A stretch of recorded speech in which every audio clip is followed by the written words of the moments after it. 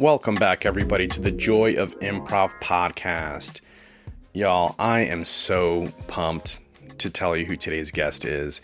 It's the one and only Madeline Evans, the queen of Atlanta Improv, the angel of the stage. Madeline Evans is just such a joy to watch play, such a joy to learn from. You probably all know Madeline already if you're doing improv in Atlanta, but we're going to get to know Madeline so much better in this episode. We have an almost 3-hour episode with Madeline Evans. We're going to split that into 2 episodes. It's jam-packed. We talk about how to approach improv jams and Madeline's strategies when going into jams. We talk about her success with Road Trip in producing that show, creating and growing that show over 4 years. We talk about Atlanta's need for more spaces and opportunities and how community members can help in achieving more spaces and opportunities for each other. We talk about Madeline's journey to teaching improv. We also talk about Madeline's overall journey to improv. And we have a ton of community questions. Y'all showed up and submitted so many. It was like 15 questions, and they were all such great questions, and Madeline gives such detailed, great answers for all of these community questions, as well as there's a little bit of a positivity shout out section of the episode where we just kind of just love on all her friends in Atlanta that we're so happy to know and grateful to be around. This episode is so fantastic. I'm so excited for you all to hear this episode with Madeline. Let's just get into it. Here is my conversation with Madeline Evans. You ready to nerd out? Yeah, freaking. Let's just nerd out. Freaking love to nerd out. Let's just nerd out about improv. We do it all the time. Let's just record this session of us nerding out about it. Madeline Evans is here in my living room, and I'm so fortunate and so lucky to get to know you a little more. Talk about improv. We do it all the time, but now it's recorded. Woo! I'm crowd surfing. Here we go. Yeah, I'm in Joel's intimate quarters. It is. It's cozy. Couch. I bought extra pillows to make the living room more cozy. I am so cozy. I'm a nest gal. I like to nest when I sleep. Yeah. So I've got 4 pillows behind me. I'm having the best time. I'm proud of my living room. SJ helped me a bunch in decorating, the lighting, and moving stuff around. And it definitely feels cozy AF. Oh, yeah. This is what, like, corporations, when they strive to have... When they strive to have I just knocked my microphone over. Yeah, I just bumped my head. Madeline, I'm so cozy. Madeline hit the mic and had a face of fear. Just like, oh my God, I hit the mic. I ruined it. Start over. I ruined the podcast. No, it's okay. It happens. Yeah, this is, like corporate stuff. Offices try to be cozy, and this, is what they strive to. I don't know if that's a compliment. Like, this is like what a corporate office would want to be like, but it's just very cozy. Yeah, I love that. That was my idea. I was like, how can I corporatize my living room? How can I make it look like a corporate entity intentionally made it cozy? These are actually fake plants too, actually. Are they fake? Yeah, they're fake. Yeah, who has time to take care of real plants? I have my mom's plant that she had when she was in her 20s, which was a hot sec ago, and it's wildering. It's been alive for so long, and I can't let it die, but I'm a terrible plant mother. Yes, I had a few plants that were thriving for a while, and all of them died. And they added so much to the space, even aesthetically. So I was like, let me just grab some fake ones and add to this little podcast space, my living room space here. Well, I get a lot of videos of how plants can truly, it helps with oxygen. Mm-hmm. It helps with relaxation. Yes. It can help you a lot. So I don't know if the fake plants are really doing that. Oh, they're not. I do have some plants in my bedroom, and I have some plants in the kitchen still. Wow, you have so many plant babies. That's why some got neglected. Some got neglected. I had a lot to take care of, and then I fell off. But so much. Improv's getting in the way of me taking care of my plants. Whoa, improv. Yeah, improv. What's that? Whoa, improv. Whoa, spark goes off. Speaking of improv, Madeline, you've been doing improv in Atlanta for a long time. You're one of the people that got me into improv when I first saw you play at Roll Call Theater in Pond City Market. Since then, I consider you a good friend and mentor of mine, and I'd love for Atlanta and anyone listening to get to know you a little more too. I want to hear about how you got started in improv. Wonderful. Yeah, it's been so cool to be a part of your journey, Joel. Journey Joel. I was nervous about a podcast because podcasts are so permanent, and I always like to ask other people about themselves rather than talk about myself. So when I was going to the restroom for the third time before we recorded, I was like, what if I'm just silly instead of like... about talking about myself. So yeah, that's why I was like, say Journey Joel 4 times. Great. Okay. Yeah, it's been so cool to watch you grow and become such a leader in the scene. Not only do you teach, but now also this podcast and all the shows that you produce. So just so cool. I appreciate it. Yeah. As far as me, what got me started in improv, I, like a lot of people my age, grew up watching Whose Line Is It Anyway, falling asleep to it, waking up to the 700 Club, which was an evangelical sort of TV channel. I don't know if that's unique to Atlanta, but it was always after Whose Line. I don't know. I fell asleep. So Whose Line Is It Anyway? Big crush on Ryan Stiles. Oh man, if he'd have me, I'd still be interested. He's so funny. Anywho, theater kid through and through. Growing up, my family, we used to put on plays for our grandma. Cute. And yeah, classic theater kids needing all of the attention. But it was really my sister who was the culprit. Like, she even would like put, now that I think about it, she like had her cousins dress in drag, and she would like gender bend movies, like Never Been Kissed and stuff. And we would like perform all of these things. We do that. We do Christmas galas where we would just lip sync things for our grandma. We did Grease, just me and her, me as Danny, she as Sandy. I have a whole joke in my solo show about me always being the boy. And then... yeah, so just growing up doing all that stuff. And then when I followed her footsteps, she's 4 years older than I am. So she was in all these plays. So I had the privilege of watching a ton of plays growing up as well. And I also followed her footsteps in doing band and theater. And after middle school, I was able to be in the improv club. In middle school, I was the amazing roles of, I was an Oompa Loompa in Willy Wonka. They thought it would be funny to make all the tall kids the Oompa Loompas, and the drama teacher was like, we would have put you as Willy Wonka, but you're a girl. Oh, which, yeah. Damn. But that guy's now, the guy who got Willy Wonka, he was going through puberty, but now he is a great actor, so it really helped kickstart his career. I'm really happy for him. Yeah, that middle school Willy Wonka role, put him on the map. Oh, man, I love Gene Wilder, though, so, like, lucky dog. Gene Wilder is one of like my inspirations because he like always considered himself an actor, not a comedian. And I very much resonate with that. You were like, how did you get involved in improv? And I'm like, let me tell you about my childhood. I love that. Well, yeah, before I want to dovetail real quick, the actor versus improviser comment. Can you speak more to that? Yeah, I think it goes into the answer of how did I get into improv, because I was an actor first, and then improv came along the way. And I have such an affinity and a love for scripted work, and I miss it a lot, and I think I'm good at it. My mom is always like, I wish I could just see you in a play, which is why, yeah. Right after your show, Every you're show. like, oh, If why only. can't you just do a scripted play? Stop pulling from your own mind. Yeah, she loves it. I think that's why. Oh my gosh, I'm all over the place. But when I was in Invasion Christmas Carol, which is like a scripted, improvised Christmas carol that happens in town, and I was able to be in it twice. The first time I was in it, I was like, oh my gosh, this is what I've been missing for so long, because it's all of that scripted, wonderful work tied with improvising and being so present. And so I really thrived in that environment. Anywho, yeah, so scripted work was always my love. Hence, being an Oompa Loompa, Bert the Troll in The Hobbit. Yeah. I really... It all started with that Oompa Loompa role. Yeah.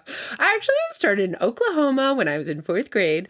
And I got to sing The Cowman and the Farmer Can Be Friends, which Oklahoma is such a dark musical. They're like, kill yourself, Jeb, kill yourself. And he does. What? It's terrible. Yeah, it's really sad. Yeah. I have not seen Oklahoma. It's Hugh Jackman's in it in the 80s version, which they made free during COVID. I will never answer you with how I've gotten involved into improv. No, we'll get back to it. I'm not worried about it. I'm not worried about it. I've got my notes here. I know where to circle back to. Yeah, just an excuse to talk about another old man I'm in love with, Hugh Jackman. So that's 3 I've mentioned so far in 3 minutes.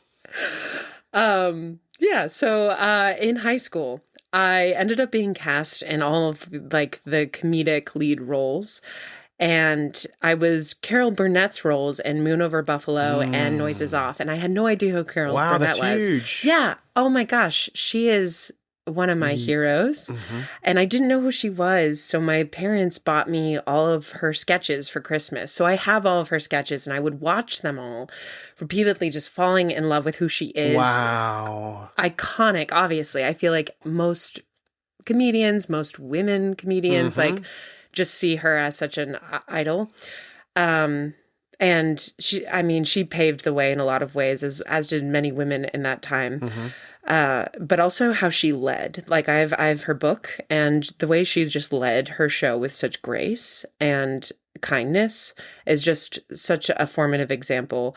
So yeah, I was in her roles in high school, and then I also started improv club, and we had improv club every week in high school, and then we would do theater sports every year to raise money for Broadway Cares Equity Fights AIDS. Cool. So I got familiarity with theater sports through that. And then senior year, my friends wrote a play, and one of my friends is related to Scott Adsit, and he like came and saw the show, and he was like, "You need to move to Chicago." Wow. And then I didn't, and I good, good for us. That's been such a part of my journey too. Of like, is there regret there, or is there? Sure, but there, I don't think there's not. I think I was meant to be in Atlanta because I think leaders like you and teachers just around the city who are building up the scene constantly, like there's something so special here, and there's something that we're all working towards, and it's working. And so I think there's just a lot of hope in the mission and the work I'm doing. So instead of moving to Chicago, though, I went to UGA, and that's where like I really started taking improv seriously, because I didn't have time for shows, time for scripted stuff.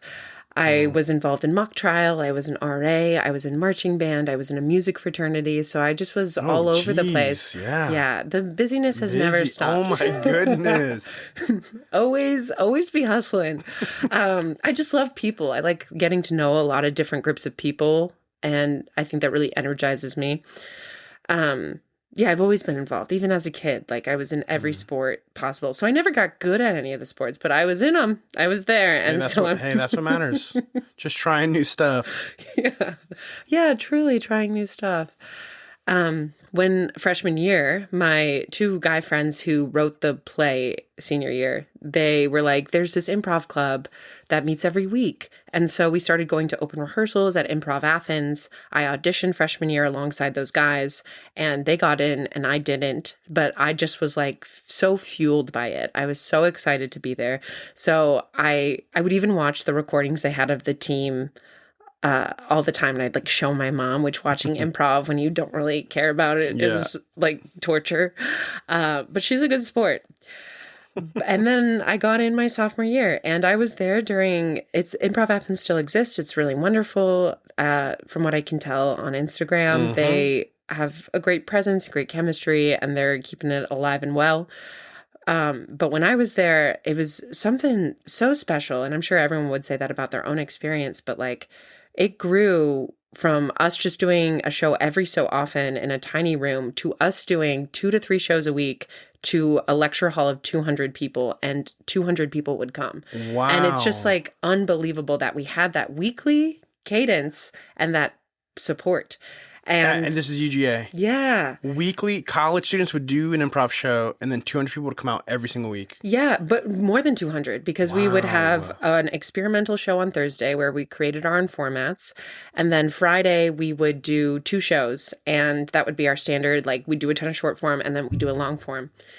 And You're good. Madeline makes a face every time she hits the mic. This is going to be this episode's bit. So just... If you're counting, listeners, I've hit it 3 times. There will be some sneak taps throughout. I love to use my hands, which my current foundational class has been making fun of because I like curl my fingers like a villain, so it looks like I'm plotting. I've never realized that until they pointed out. I've also never realized that I've said saber-tooth tiger instead of cyber-tooth tiger. No, I've been saying cyber-tooth, and they're like, it's saber-tooth. You've been saying cyber-tooth? Yeah, no one corrected me until recently. Wow. They were like, Madeline. People love you so much to not want to correct you saying cyber-tooth. Or maybe they're also like, maybe it is cyber-tooth. Like they're like questioning their that's own the beliefs. Influence you have. You're like, oh wait, cyber-tooth. I've been saying it wrong. Really changing the world and the space here. Yeah, Improv Evans was a really special time. We rehearsed 3 times a week too. So one of those was workshops. So that's where I got like some being able to lead workshops and training through that.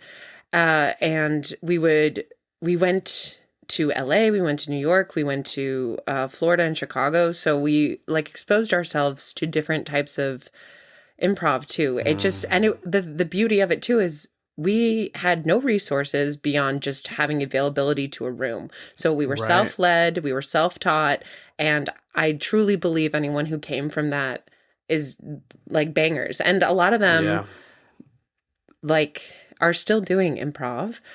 One of them that was recently on a Herald team in California. In LA. I'm sorry, I feel like it's so in California. Please edit that out. No, we're not. We're gonna keep that in. A Herald team in LA. Let me sound normal. And a big chunk of them are in New York right now as well. And then some of us are still lingering in Atlanta. I love something you said about the group that you just had availability of a room. And that's all you had and needed to keep practicing and getting better.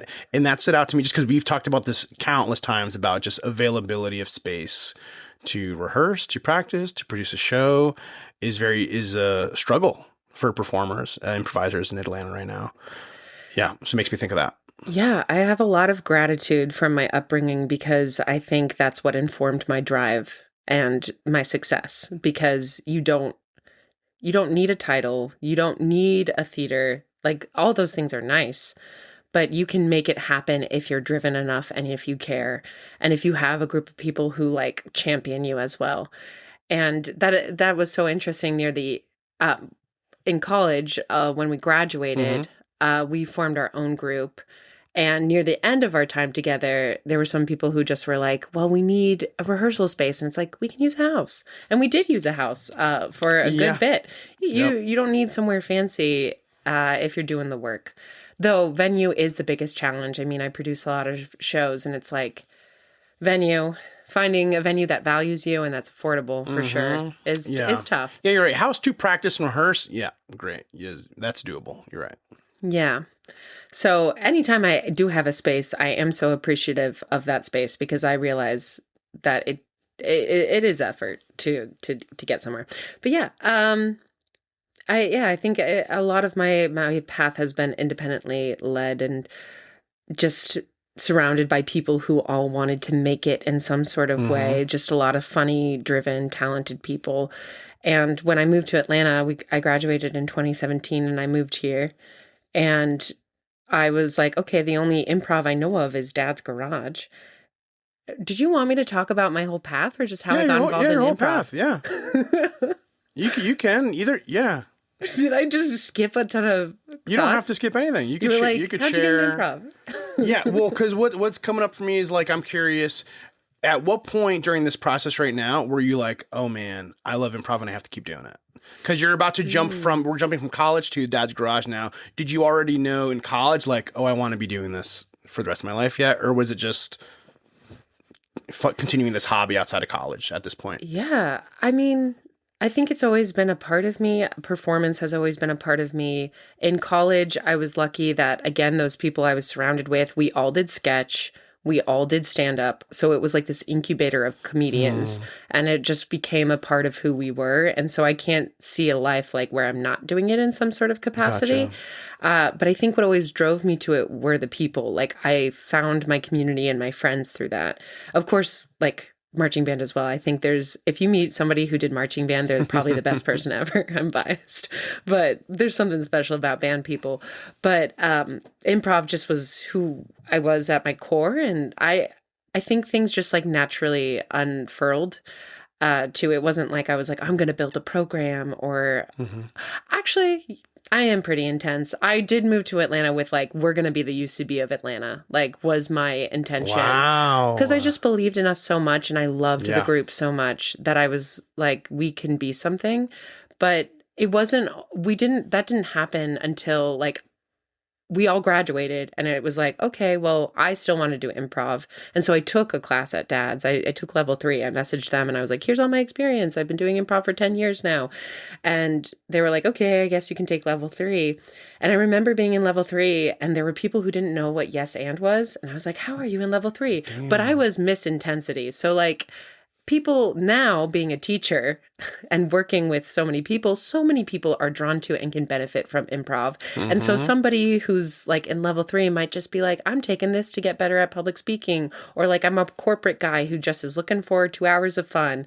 And so like they're not living, breathing, being obsessed with it. And so it's totally fine that they didn't know what it was. But me at like 19 or however, or I was 22, I was like, how do you not know? Like, I remember the teacher went around the class and was like, what do you want to get out of this class? And I was like, I want to do this. So I guess to answer your question, I've always been like, so you were so out of college, you're like, how do I continue this? How to keep growing? How do I keep feeling challenged? Oh, absolutely. And I asked the teacher at the end of the course, I was like, hey, how do you audition? And he was like, you just hang around. And I was like, I don't want to just hang around. I want to do this. I did this like basically every day for 4 years in a row. So like, I love that the advice is hang around. But like, you just got to like hang around. It's like, I'm not good at hanging out.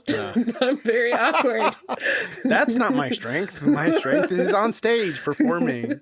I mean, when I do hang out with people, I am always like, tell me about your soul. Tell me about your heart. Who do you have a crush on? And not everyone loves that when you're hanging out. Yeah. Some people just like to take down brewskis and, I just ask people a lot of questions, which I think is a strength of mine. But I think so too. I'm sure you've heard that a bunch. Something that stands out. Oh no, Madeline makes a face like. No, I love how inquisitive you are. Yeah, you're good. Yeah. Oh my God, Madeline is so nervous to make noises around the mic. She looked at me and with her eyes asked permission to cough. Well, to her elbow. When I laugh a lot, I get a mucus cough, and I mean, I let everybody know. Yeah, everyone wants to know. Hey, I talk about it in my solo show, but when it happened on a date once, and I, in order to cover it up, I did a Gollum impression. So. You guys your ears might be tickled by some fun impressions today. Look at me being we'll get so some loose. Gollum. Okay. There's a Chekhov's Gollum now on the podcast. So classes, I imagine that in classes, I felt that too. I think just coming up in classes and having such a mix of variety of experience levels. And you wanting to be a performer, wanting to be on stage, asking, how do I make that a possibility?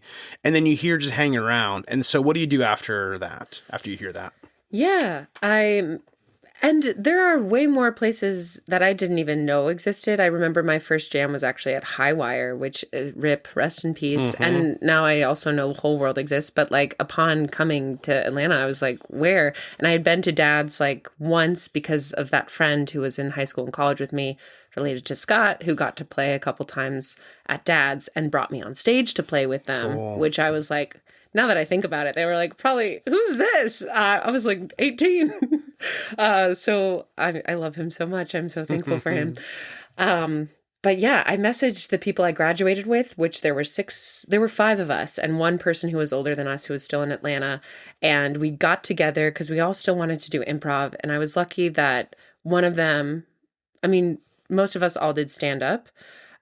So one of them had a connection with Relapse and Relapse just was a place that any comedy, any alt comedy could exist in Atlanta. And it's come and gone so many different times, and it's coming back again. But I'm so thankful for Bob, who just took a chance on us. He let us rehearse there Mondays and Wednesdays. And then we also started to have our monthly show there. And because we had a following at UGA, those people followed us. And so we would pack out, 60 to 100 person rooms monthly would be we were called Six Kids.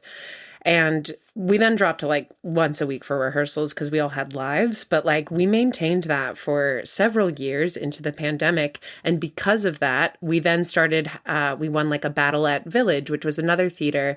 And we ended up having a slot regularly there. And then the artistic director at the time, Ryan Archibald, he coached us for free because he saw us and he was like, he believed in us. And so it just was really cool to find these avenues of like where the door closed somewhere else. It was like, okay, we can create our own thing. Yep. And so we continued to like with our Improv Athens foundation where we led workshops, we started leading workshops as well. And that's how I met like Joseph Lopez, who's a collaborator now in 2026 with me, which is so crazy. And I also, of the group, like I hit the ground running in terms of like doing jams as much as I could. And the only jam that was really available at the time was Richard Kicker's. And that was like it was like a watering hole for all improvisers in the scene to kind of connect. So that was a great way to meet people at Village, people at Dad's, people at Highwire, all in one place.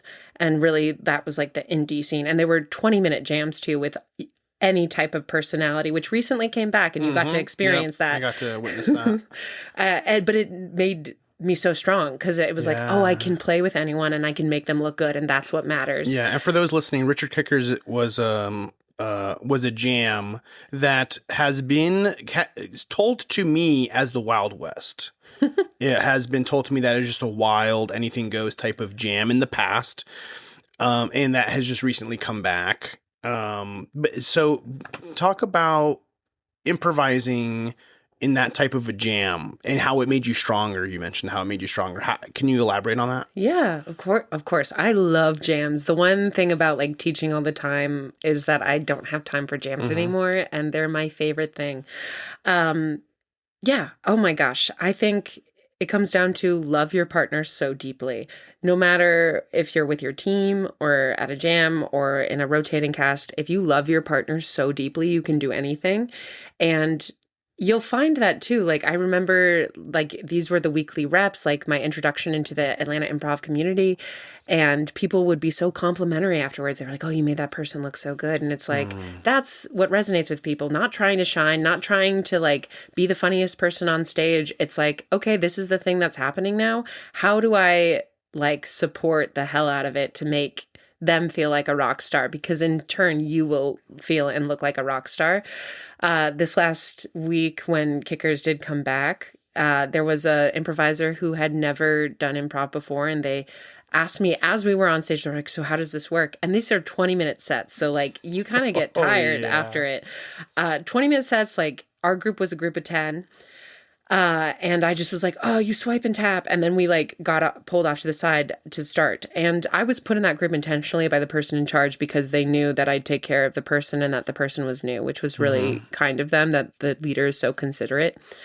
And this person actually was fantastic. They talked a lot throughout the sets, but like they were so naturally funny. Like I was like, they don't even need me. But I think the way that I did help them is that sometimes when people see that coming, they panic and they like some of the people like mocked this person, or some people talked over them. And it's like, don't talk over them. Don't resist it. Let it happen and like find a fun way to spin it and highlight it, because resisting it is a block. And because a lot of people are seeing this person as a disruptor, as like someone who's going to ruin every scene, but you're coming from the perspective of like, oh, this person still can add stuff, adding stuff, and you're still finding things to support with this person. Yeah, let's have fun instead of getting in your head about it. I think an exercise that helped is like, why is this the best initiation ever? Why is this the best thing that could possibly happen on stage? And like, granted, I certainly have days where like judgment does enter and I'm like, why is my partner doing that? But I found the best sets that I can do, the ones that I have the most fun, are where I'm like loving, I'm finding the joy in every single moment.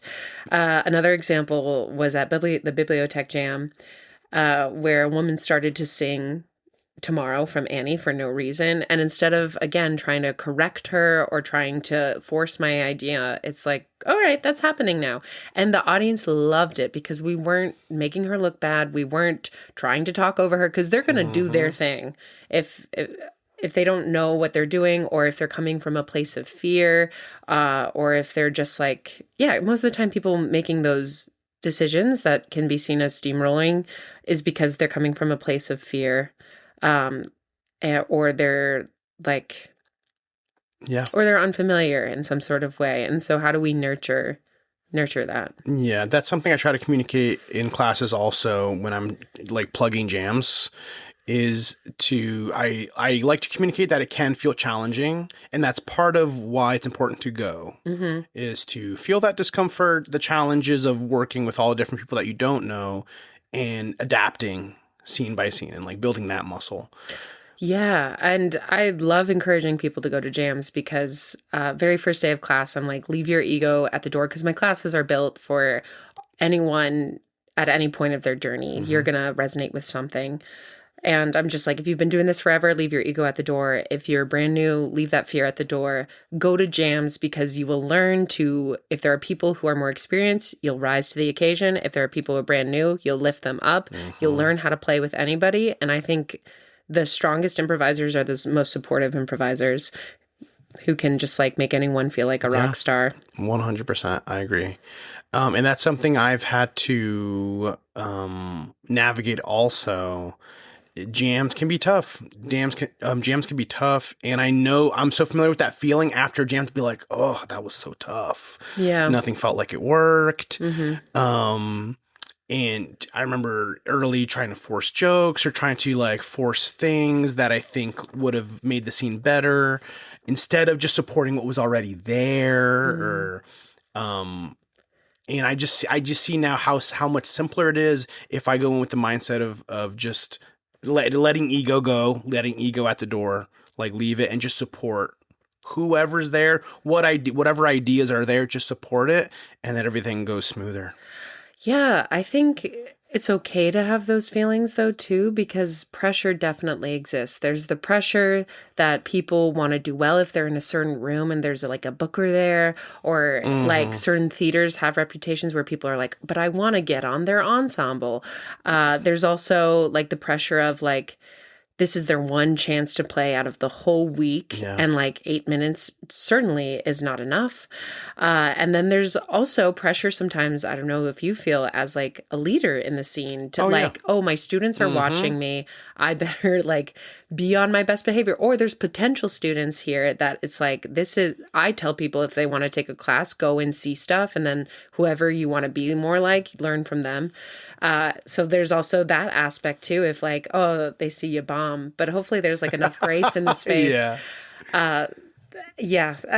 Which helps to have like that mindset or that goal of like, okay, I'm just here to let loose, have fun, make other people look good. And if I achieve that goal, then I've achieved it. And if people see that, like, maybe it's not your best set and they judge you on that, well, that's fine.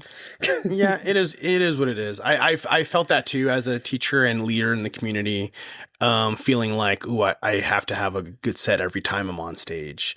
But I've slowly let that go. It's just like, it's a part of improv. It, 50-50, even if when things are clicking or not. And that's just a part of the game. That's just like a part of the reality of improv. I think all the rules and the tools that we use to build a scene, the platform, emotions, relationships, all that stuff helps to make a scene, like increases the probability of a successful scene. But I've seen scenes that have all those boxes checked and were not like great scenes.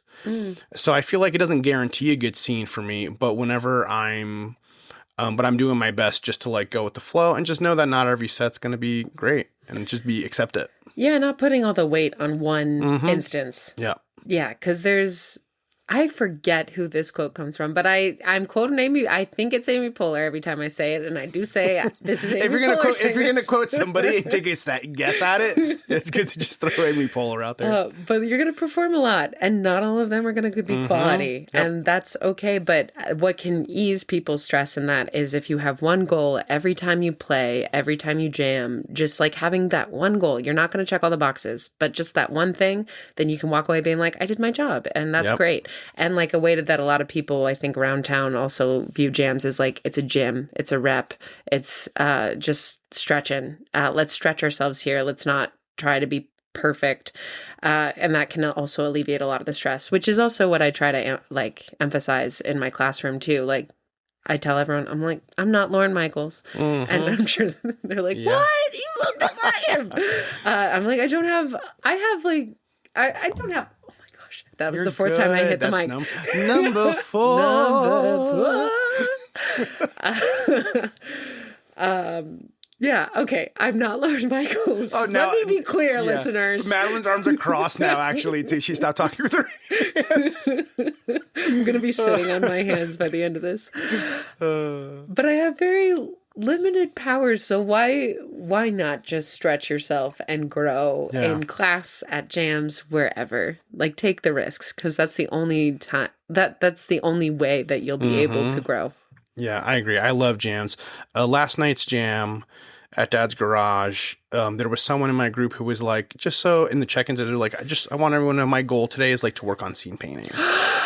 And I was like, and I'm like, go for it. Because then you, as their partner, can be like, how can I create a situation where they can scene paint? Yeah. Or like bring them on so that they can do that, or do it with them. And I love that. She did great. Somebody came in with like a cooking something, like throwing spices into a bowl, and she came out and made it into a cauldron with adding like, oh, it's bubbling out. Over the edge of it is this bubbling smoke coming down the cauldron. And then it became this witch scene, and Incredible. It was just so cool. That's awesome. And she did amazing scene painting throughout the set. Oh my gosh. Cool. Incredible. Yeah. Glad she achieved her goal. She's done now. Yeah. Regardless of how the whole set went as a whole, she could be like, oh, I worked on that skill today.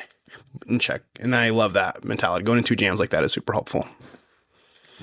Jams. Love it. Love it. What would you say to someone who's new at improvising and feels intimidated by jams, or is having trouble focusing on stage, staying present? If you're new and you're going to jams and are nervous about getting on stage, just join a group, because then you have the choice to get up. You have the choice to say yes or no, rather than watching and being like, oh man, I wish I did it. So always join a group. You don't have to get on stage. Ask the question again. And how to stay present in a scene when you're up there and you're like deer in headlights and your mind goes blank. Yeah. Take comfort in that we're all learning. There's people who have been doing this forever and they still have moments where they're in their head or have a block or whatever. So take comfort that you're not alone in this.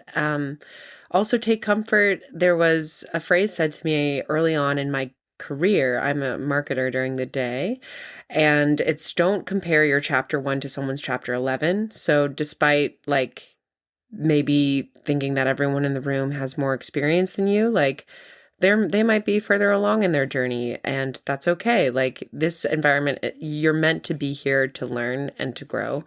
And if you're on stage and you're like, oh shoot, I don't know what to say, just emotionally react. Emotions can guide you through most anything.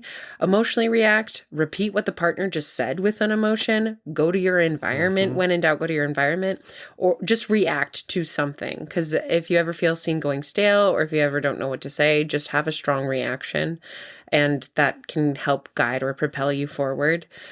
And you can also just like say what you would authentically say in that moment too. You don't have to be like quirky or funny. The funny will come.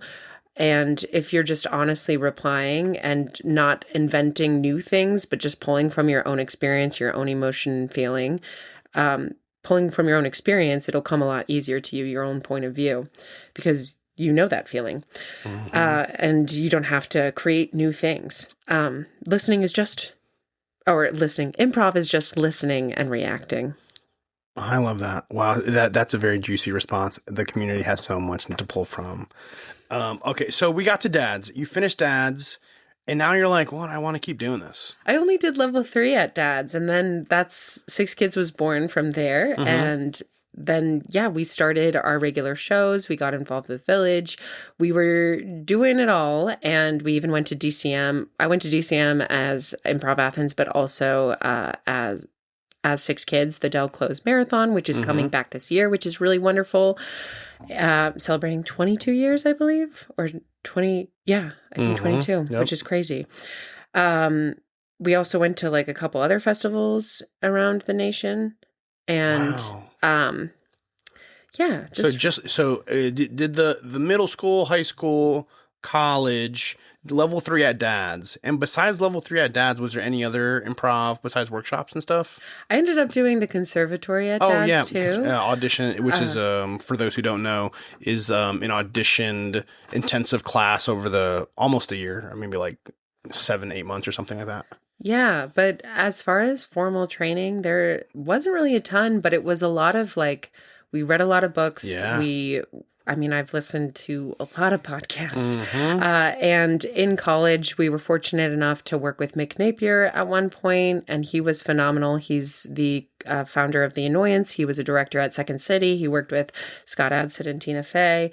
And he, in 10 minutes, in 5 minutes, can tell you what you do wrong. Just working with him was unbelievable. Yeah. And we also got to work with Scott a few times. He played with us. He did workshops kind of with us.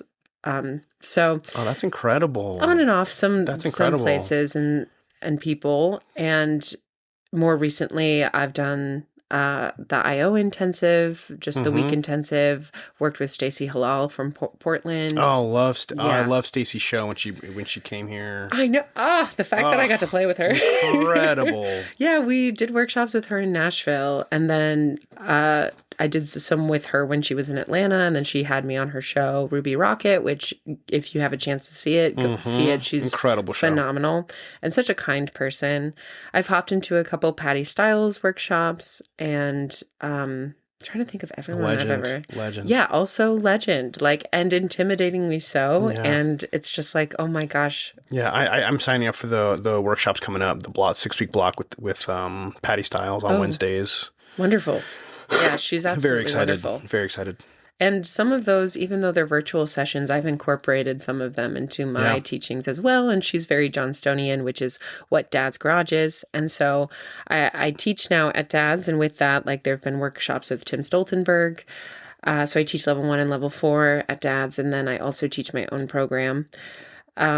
So yeah, it's just been a lot of conglomerate of learning as much as I can from anyone who's around me. Yes. And anything around me. I feel like that path is so beautiful too, because it sounds mostly like jams, reps, anything you can grab, podcasts, books. It's just like this mishmash of all these different resources and tools and workshops.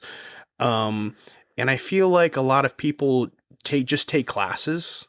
And there's so much education left on the table. I love my shelf of improv books that I've literally just made a quarter through. And they're just they're waiting for me to dive into them.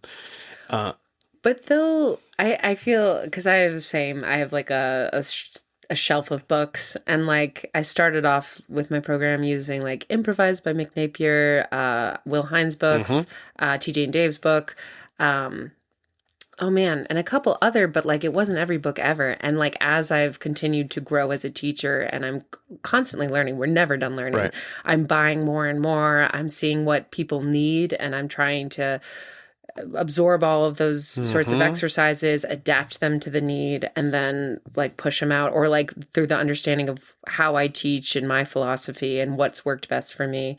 So you'll get through them. Yeah. I love an improv book.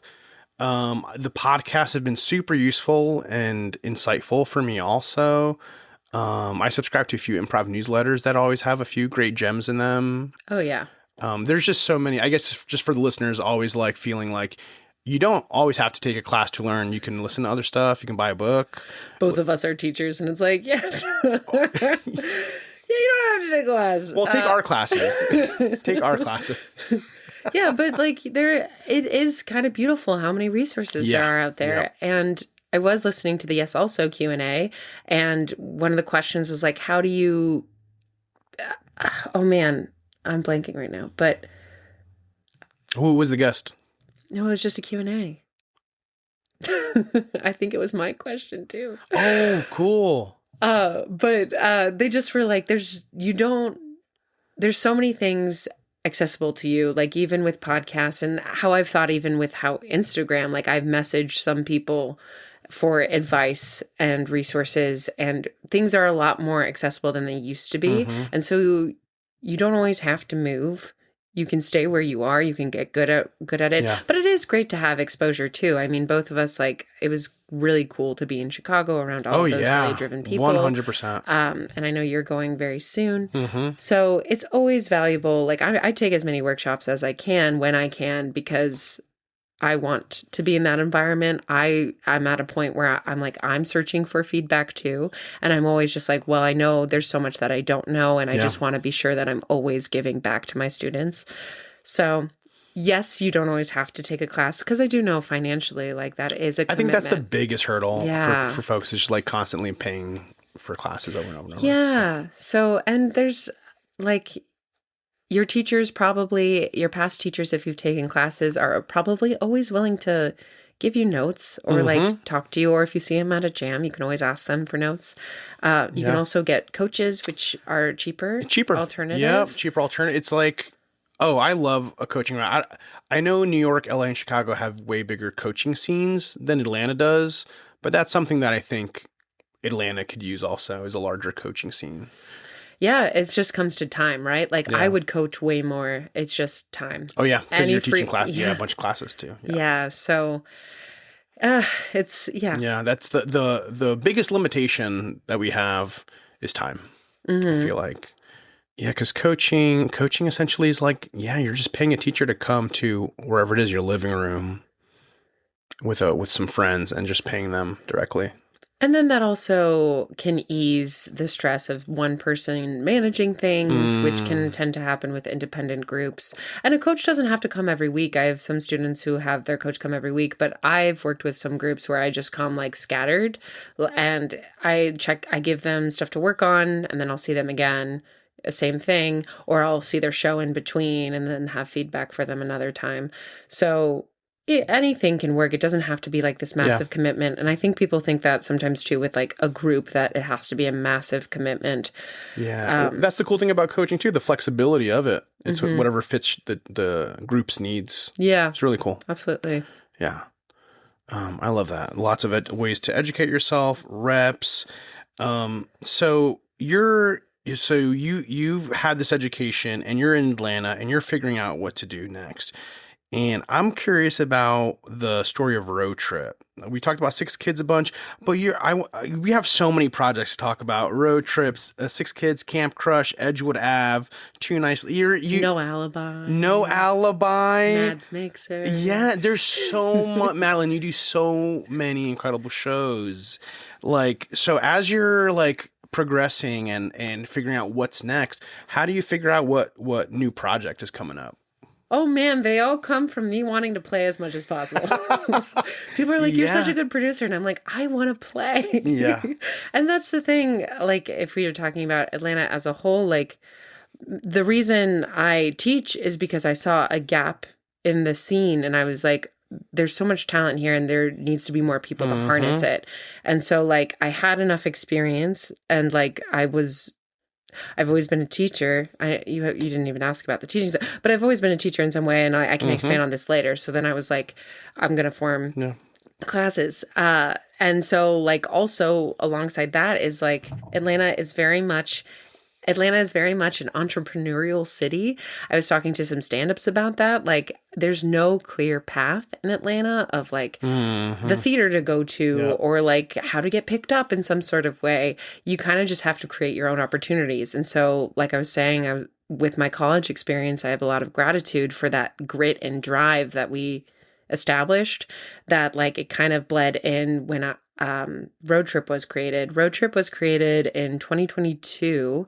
So Six Kids had like existed. We started in like 2017, 2018, and we even did online improv during the pandemic. Wow. And then after the pandemic, people's lives just priorities shifted. And my goal was to be the UCB of Atlanta, like for the team. And I always thought that I needed the team to do that. I was like, everyone's so talented. That's the only way like to do it and to teach, to do shows. But people like, we're all living our lives. And so a good group of the members, like some people had moved away, some people were getting pregnant, some people bought a house and just were like, this isn't my main priority anymore. And it took a little bit to like realize that, but I started shifting my energy to teaching. And then also to Road Trip, which was like, well, I want to play as much as possible. And there's so many people in the scene I haven't played with. And I also had done stand-up for a long time as well. And so it was a way to combine those worlds and bridge that gap and bridge the community too, because there were people post-pandemic, like there were high wire people that existed that people didn't even know what High Wire was because it was closed at that point. Relapse had closed at that point. Village had closed at that point. So there were so many places that were closed, and there were so many of these past improvisers, but then this new scene that was sprouting up. And so the frequency of playing, the ability to play with different people and to learn by playing and connecting with different people, kind of like a jam setting, but not really. And then the bridging of the gap of stand-up and improv. And so the first show, it was going to be at Dynamic. And then at the time I was teaching at Roll Call and they had something drop. So I was like, well, I can put together this new show I'm working on. And so 3 road trips existed before I even made the Instagram because I was like, I don't know. Yeah. And now it's grown to like, oh man, I think 70. I meant to look at the stats before, but we're about to hit 160 improvisers featured, 70, I think, shows probably, which also means more than that of storytellers.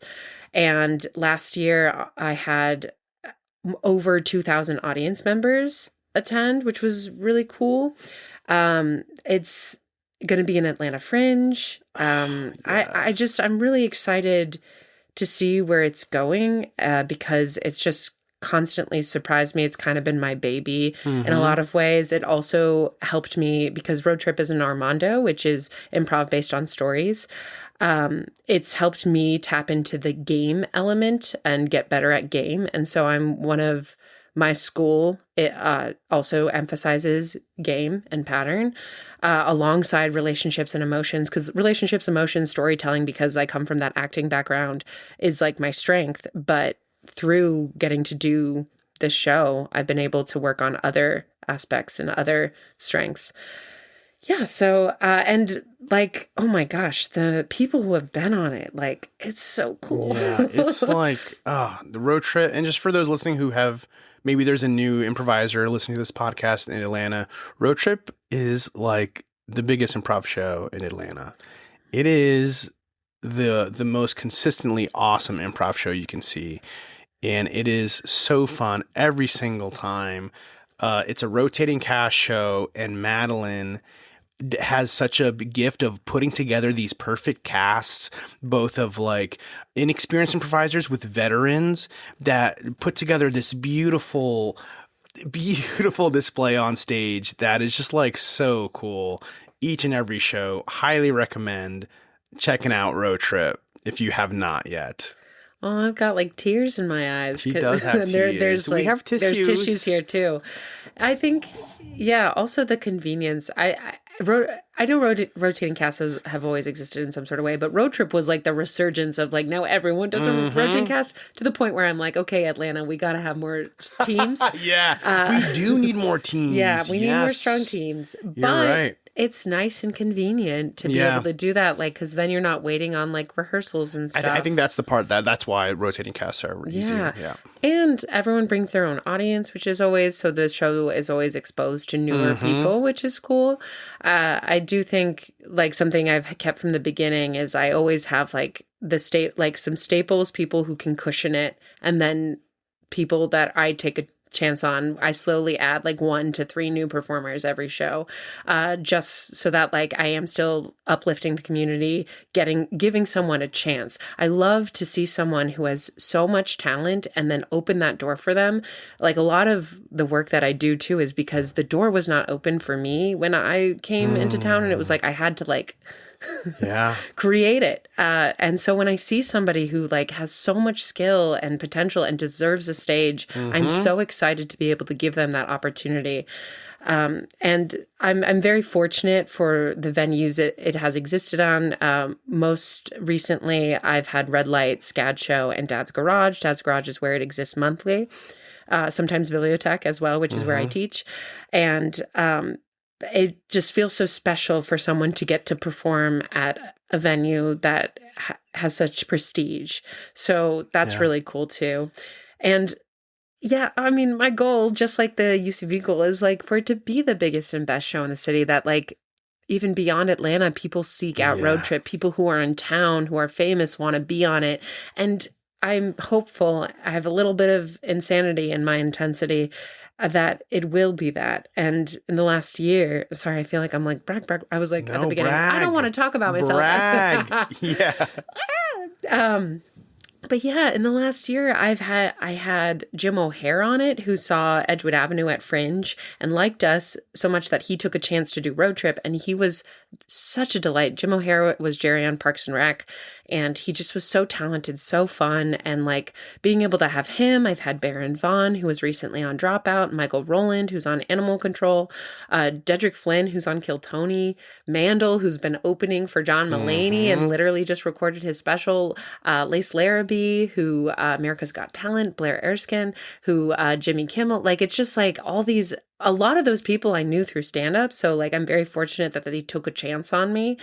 And oh man, I could keep naming. I keep thinking of like all these people I love. Oh, Sean Patton from English Teacher, just like really incredible people that like are doing the show. And I'm gonna, for the anniversary, have the Survivor 49 winner, which is gonna be so cool, and Susie Barrett.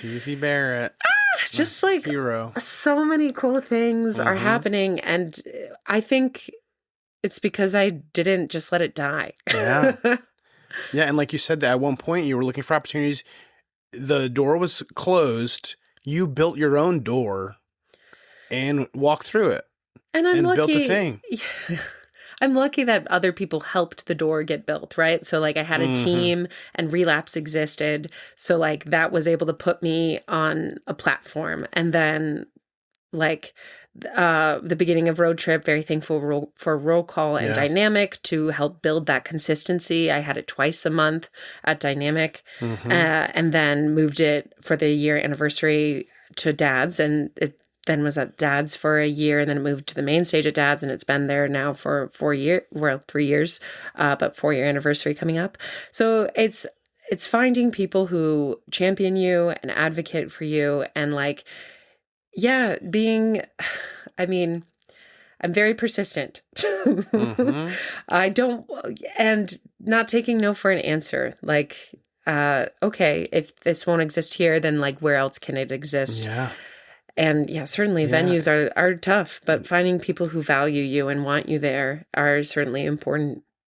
Yeah, just making it work. Like I remember watching Road Trip at Dynamic with, I remember the size of the crowd, but it wasn't, 200 at Dad's Garage. And then how persistent you stayed in this vision that you had for the show and producing the show, and then seeing a Road Trip with a sold out 200 seats at Dad's Garage.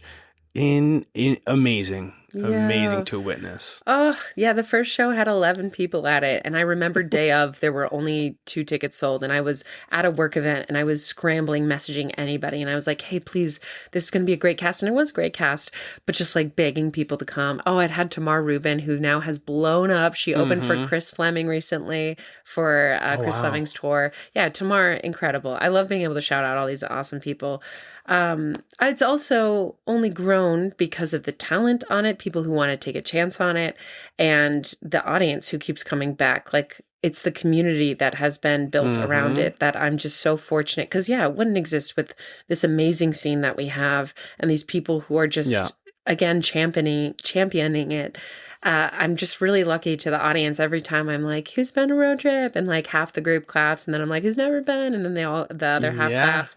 And it's just so cool, the people who continue to come. Cool. Austin Combs, he wears his road trip shirt and takes pictures whenever he goes somewhere. He'll like be like, he'll send it to me, which is so sweet. So sweet. Yeah, there's a following. There's a following for Road Trip now. Love the stickers. Love seeing the stickers around the city on people's bottles. Yes, it's like the ASCAT of Atlanta. And like, I'm not trying to copyright it or anything in that way, but that's what I'm trying to build here. And it's working, knock on wood. Knock on wood that it continues to do so. And I want to tour with it. With it getting in Fringe this year, hopefully that'll create some opportunities for the future. Hopefully anyone listening, if you're famous. Not even famous, though. If you're famous and listening to my podcast, can you please let me know? Can you reach out to me and be like, hey, I'm famous? I hope everyone DMs you I'm famous, because we're all famous in our own way. We're all famous. That's what so is sweet success to say. even? Yeah, we're all. But if you're really famous. I did just do a set recently where we asked an audience member if they were an artist, and they were like, well, everyone's an artist. And I was like, yes, yes, we are. That's beautiful. Yes. So we're all famous. Yeah. Hey, look, Ma, I made it. Will you get fined for me singing that? Yeah, we're going to get fined. Yeah. But it's going to come out of, I'll do a yard sale and we'll pay the fine. Oh, yard sale. So talk about Road Trip. You have so many other projects. Camp Crush, Edgewood Ave, Two Nice Ladies, No Alibi. And going back to what you said before, they're all just opportunities for you to keep playing. Oh, I just want to play. Yeah. No Alibi is something I've been wanting to bring back forever. I did it when I was a part of the Village Theater. Oh, I guess when you'd like talk about, I was on the Village, one of the casts there. And we did a format that's very much like it, and it's a murder mystery, and it taps into emotions and relationships and like narrative work, which narrative is my bread and butter. That is like mainly what I did in college. It's where I thrive. I love storytelling. And that's also a lot of the groups I'm into. Like Camp Crush does like a Spokane almost, but like more narrative based.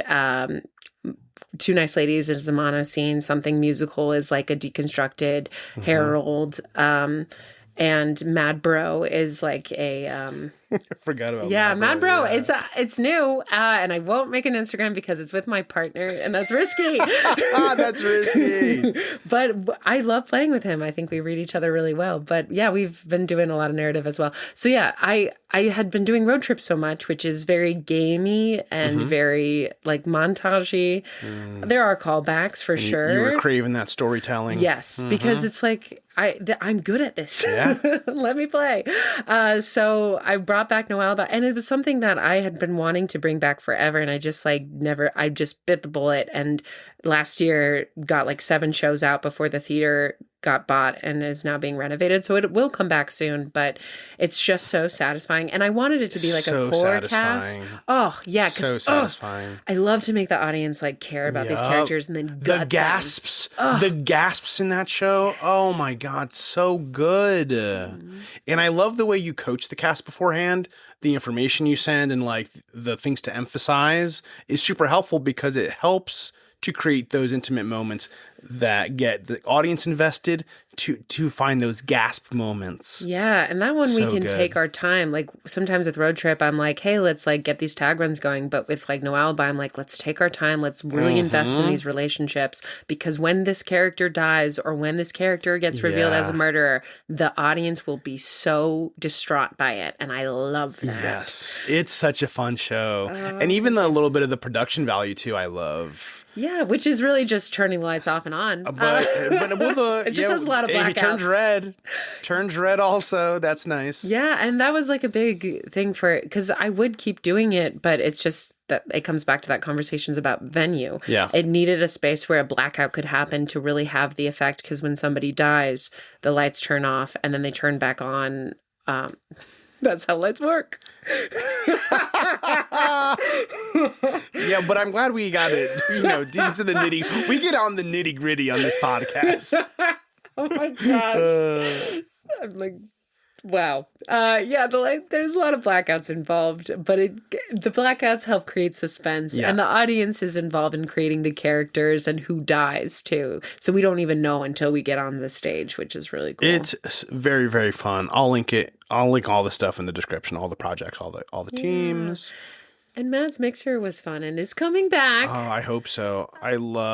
Something I love about Mads Mixer's Road Trip also is that these are two shows where you incorporate inexperienced improvisers or students of yours in your show sometimes. Well, Mads Mixer is a bucket, right? Yeah. Well, that actually makes me think. No Alibi, I wanted it to be a core cast, but then I kept being like, oh, this person deserves a chance. Yeah. But what I'm finding too as I'm teaching is like different people have different strengths. And so like, yeah, I might not pull you for a road trip, but maybe you're a really good narrative player, and I want to give you that chance on No Alibi. So continuing to find opportunities where, yes, I get to play, but other people get to as well. And then from that, I mean, people have often even formed teams from meeting on these shows too, Fun. which is really cool. That's beautiful. Yeah, Edgewood Avenue. A lot of Edgewood Avenue existed, but like Steven, Nate, myself, and Kim all were on a road trip with Joseph. Isn't that crazy? And then, but Mads Mixer, yes, it's a bucket. It's where I pull 4 instructors in the scene who all have different types of skill sets. And then improvisers get pulled from the bucket and they do a 10-minute scene with the instructor of whatever they want to do. And the instructor will support them no matter what. It's someone who will take care of them, which you don't often get that experience in a jam setting. So it's a little bit more of an advanced jam. And then the instructors all do a weird ass for the second half. And so we all also get to play with each other. And I am adding, once I'm able to bring it back, it's all about time and energy, baby. I'm adding a Q&A portion too, because people have a lot of questions about producing, or how do you form a team, or just what are the steps between classes and performing. And so being able to hear those insights from different teachers and leaders in the scene too. So I love that. Yeah, you're supposed to be on the first one that comes back. But I love that. Eventually. I love that too. I love that. Is it between July and August? Oh, I don't know when it'll happen. Cool. Okay, cool. Oh, it's just like on the... It's on the radar. I've been promising it. Okay, cool. But I've had so much going on that, like... Yeah. Oh, yeah. And I mean... Again, venue, it's too. Tough to juggle. Yeah, exactly. When Relapse finally opens up, whenever that is, hopefully that helps a little bit. Mads Mixer will be at Bibliotech. Cool. So, because it'll be something that serves my students and like the venue as well. Bibliotech is a bookstore in Atlanta that's absolutely fantastic. And he has been such a wonderful partner to coordinate with when it comes to classes. I've worked in a lot of different places with a lot of different venues, and it's just, again, I can't emphasize enough, having somebody who values you and wants you there is, wow, the load that has been lifted just working with him. I adore Matt Hunt. Is that his last name, Hunt? Yeah. Cool. Oh no, I don't know if I should say that. People might stalk him. He's really cute. Hey everyone. Another old man. We're letting that one slip. Matt, leave that one in. Let's see what happens. Oh no. Okay. Follow Bibliotech. Bibliotech HL. And then I've been teasing it and I've been wanting to launch it since November, but I was like, I have to prioritize my solo show first. Promprov. It's going to be a new show. Promprov. Yeah. I know. It's like, well, the thing about all of these shows that exist too, they've been built over time. So sometimes people, when they're creating shows, they're like, oh, I'm excited and I create everything at once. Make one thing good, invest in that for a while, then build your next thing. So that's kind of, No Alibi has a firm foundation. Road Trip does. Mads Mixer is just something that'll benefit the community and is great. And then Promprov will also access something that it's like, this is a kind of stylistically a little different, so I can tap into some more physical improvisers. and give them a stage. And also, it's just a format that I love. I just want to play. Yeah. Does it have to do with a prom? Yeah. So, well, I guess, yeah, I'm going to just say. You don't have to if you want to keep it surprise. Oh, no. So the format that Atlanta might know of, Rockola, that Dad's does, but I first learned it as Freddie, Andrew, Sarah have a dance party. That was a core group of 3. I had played with them a few times when pre-pandemic. But yeah, it's also known as Rockola here. But it is where there's music influences the edits. So the improviser doesn't know when the edit will happen, so they have to keep making the scene interesting. So music inspiring the edits also reminds me of prom. And so just encouraging people, the improvisers will dress up as well as the audience. I'd love for people to ask each other to prom. Cool. And then it'll be 2 casts. So first half, one cast, second half, the other. And then we'll crown an audience member prom royalty. So Cute. Yeah, this hasn't happened yet. Cute. But by the time you all listen to this, maybe it has not happened. Yeah, this will probably air in May. Okay, I'm out of town a lot of the summer.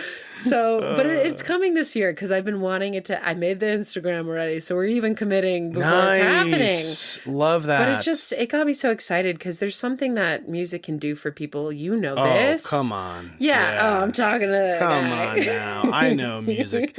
Music. Yeah. Yes. Could continue that thought. Music. Yeah. There's something about music. There's something that it can inspire in people. And just in general, beyond improv, music can help us articulate things or embody things that words cannot. And so I teach some of, I call it jukebox in class, where we are led by music. And you see people open up in ways, just like in musical improv with singing, tap into emotions, tap into physicalities that they normally wouldn't. And so I'm just excited to bring not only a form that I just love, I'm a physical player too. So just 100%. Be able to access that. Combining music itself, but like you said, outside of improv, is such a beautiful emotional medium to communicate strong feelings. And now we combine that with improv to get it's so powerful. It's and I would even go as far to say sometimes it's healing. Yeah. Oh, absolutely. Cathartic. Just saying the way we sing when we're alone in the kitchen cooking or in the shower, and then we do some musical improv and you just let out whatever's on your heart and mind and song, connecting to the music is so beautiful and so powerful. Absolutely. Yeah. Oh my gosh. I still think about the retreat, Justin played a solo that I did, and I reached notes that I don't even know. I wish I recorded it because I felt it was so empowering to do that solo. I don't know if you remember it, but I do. It was very beautiful. I always think about recording, but it's such a vulnerable. It is, yeah, such a vulnerable thing. Sometimes I've thought about some bangers come out in class. Yeah, and I'm like, man, I wish that was recorded. Oh my gosh, I wish I recorded my grad shows because they're always so good. They're always so good. But it's just I would wish I'd preserved that grad forever. shows could probably be recorded now that I'm thinking about it, but classes and more intimate and workshops is intimate. Yeah. I love musical improv. Me too. Talking to the Me king too. of it. But that's why, something musical. I'm we did one musical set as 6 kids, in 2019, 2018. And then, since I've just been always wanting to do it, biggest regret is not telling Fiona that I could come to the rehearsals for Measure Island. I remember, yeah. Yeah, I mean, oh, man. But luckily, I'm buddies with a guy who does a lot of it. Yeah. Hey, we're going to be doing musical improv. I mean, your schedule is rough. I tried to get you on 3 shows, keychain shows. Oh, yeah. Yeah. But I'm going to get you on there. Thanks. I'm going to get you on there. I think that is some people's fear if they say no to something that you'll never ask again. No. But that's on my mind too. I somebody actually said that exact thing to me. When they were like, "Oh, I'm not available for this key change, but please keep me in mind in the future." I want to do it. I'm just not, and I'm just like, yeah, okay, cool. Yeah, I got you. You do so many. I try to. I want to do more. I wish it was a weekly show. It's just a matter of venue. Yeah. I'd love at some point, I'm going to talk to Bob at some point and be like, because I'm hoping they're looking for recurring shows at some point. Mm-hmm. I have some later in the year recurring shows with Red Light after I come back from Chicago. But those are monthly. I mean, I'm just so jealous of New York, LA, and Chicago that have weekly musical improv shows, multiple jams a week for musical improv. And I'm like, oh, I wish. But we have to start somewhere too. Like if you even think about like Kickers was the weekly jam, and there were like every so often Whole World had jams, Dads had their weekly, but it was only for students. And now there's a jam every day of the week. Yeah. To the point where some jams ended because they were like, well, you're all going to that. There were 2 jams on one day and everyone was going to one, but not the other. So it's just like there was a surplus of jams. There was a surplus. So there will be like, there's a rise in interest. And so I think in such a positive way, the scene has changed. And there's just a hunger and there's a drive here. And with Relapse coming back, I have been joking that I've been like referring to it as if it's like the Messiah, like it's going to come back, it's going to change the world, which I think is funny, but no one's laughed every time I've said it. Well, I think it's going to be significant. I think it's going to shake up the scene. I'm actually hoping that it's as big as I think it's going to be in my head. Yeah, because Bob is someone who believes in people and he supports the artist. Yeah, and they're building 4 stages apparently, and it'll be great for everyone. Rising tide raises all ships. Like our mission in all of these theaters and spaces is to put improv even more on the map, to put Atlanta on the map. Like that's why I'm so excited about some of the work I'm doing, because I'm like, I'm going to these other cities, trying to form connections, to build bridges with these people so that when they come to the city, they do these shows, but also like highlight Atlanta. Like there's so much talent here and it just deserves to be spotlit. And with us all getting reps in other places, like it won't make anyone frustrated at any sort of place. It'll just amplify all of our talent and our scene as a whole. So that's what's really exciting about it too. It is so exciting. And I love something that I want to go back to is because I love how you highlight some of your students in your road trip. And that's your road trip. Inspired me to do Key Change, a rotating cast show, just with my students. It's just fully graduates of my classes, and makes me think of like we've always talked about this bottleneck of like students finish classes and then have nowhere to go. They do whatever someone else's classes, another theater's classes, and then they still hit a wall at the end. Like, all right, what's next? I want to keep doing this, and so Key Change Improv is my way of like trying to get students on stage and keep playing. I think people also see what we're doing as independent leaders and teachers and see that it's attainable. That when they see that like a class happening in a bookstore or in one of your class's cases, an apartment at one point. That one was tough. Gnarly code with that gate code, with a gate code, and a security guard who did not believe that we were in the class. But like when they see that, they're like, "Oh, there doesn't need to be a ton of barriers for this to happen." I think something that I'm so proud of is that most people who leave my class end up forming their own teams, their own jams, their own classes, like their own shows. Like it's just so cool to see, and it's because you're setting that example of like, yeah, you can do this. And you don't, again, like, yeah, you do need a venue, but you don't need like a fancy title for it to exist. You just need to have that passion and that drive, and then again a group who believes in you to do so. I don't know what got me on that rant. But it was beautiful. Putting students in shows. And like I'd love to be able to give them that space. And it's even beyond my students. It's truly one time I was at a jam and I saw somebody be such a supportive player that I was like, oh, I want them on road trip. I love how they support. The first time I ever saw Nia was at, I think, the Chickens show. Which that's Poultry in Motion does a hatchling show where they feature newer players. So that's a way that they're bridging the gap as well. I love Nia. Nia is who I recommended to be that hatchling from my level 2 class. Yes, you recommend Nia and Max. And Neo, and Max too. I love both of them. Neo was someone in my level 2. Oh, fantastic. Just from the first week to like the growth from week 1 to week 8. It was just like so cool. Yeah, I got to work with her for my level 4 as well as my foundational. But I remember watching that show and leaning over to Nate, my partner, and being like, I want her on road trip. I love having that feeling, just like when I'm out and about and I'm like, anyone has like, just having scouting or just kind of just being like, yeah, if you're just doing the work and you're supporting people and you're a great listener on stage, like I want to try to get you that chance. But of course, like you can't, oh man, to have the the burden of it too. Well, just is that what we were about to get into? Burden. But no, I'll say it. It's hard. It's hard to cast shows. You can't give everyone the opportunity, and like you just got to be patient. Like sometimes I tell people who ask, I'm just like, I get 12 shows a year, and sometimes a few more if there's pop-ups.